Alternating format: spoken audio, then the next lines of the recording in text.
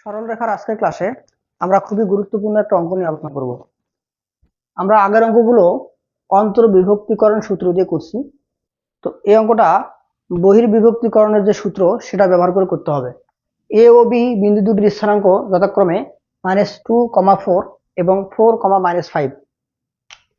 এখানে দুটো বিন্দু আছে, এ বি। এ বিন্দুর স্থানাঙ্ক -2,4 আর বি বিন্দুর স্থানাঙ্ক 4,-5। এই এবি রেখাটিকে সি বিন্দু পর্যন্ত বর্ধিত করা হলো, সি বিন্দু পর্যন্ত বাড়া দেওয়া হলো। এটা সি বিন্দু এমনভাবে বাড়ানো হলো যেন এবি সমান 3BC, বিসিকে 3 গুণ করলে এবি পাওয়া যায়। এই সি বিন্দুর স্থানাঙ্ক বের করতে হবে। দেওয়া আছে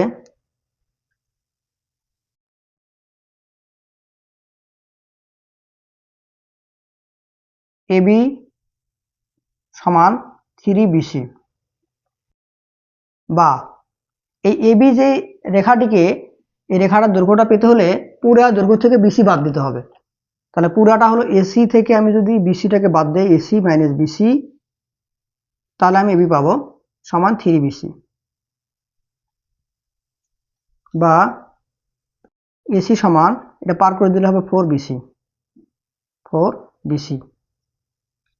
বা এসি বাই বিসি সমান 4/1। তাহলে আমরা বলতে পারি যে অতএব সি বিন্দুটি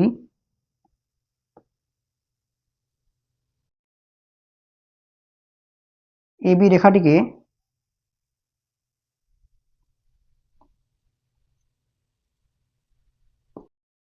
4:1 অনুপাতে বহির্বিভক্ত করে।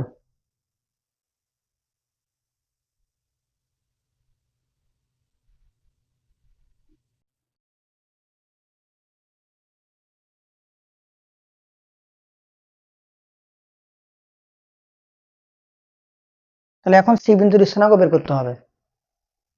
অতএব সি বিন্দুর স্থানাঙ্ক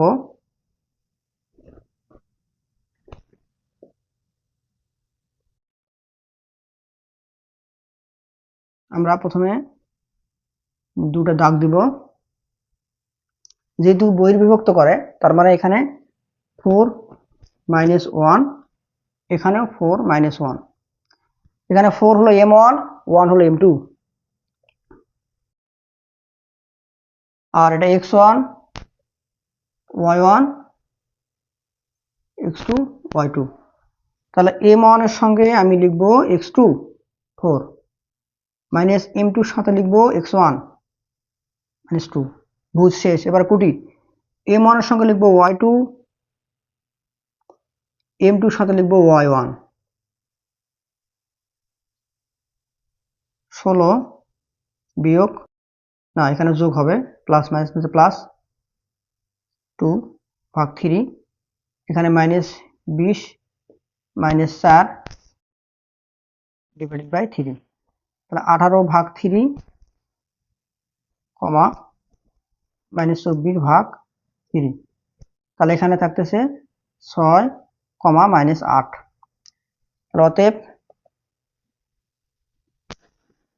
সি বিন্দুর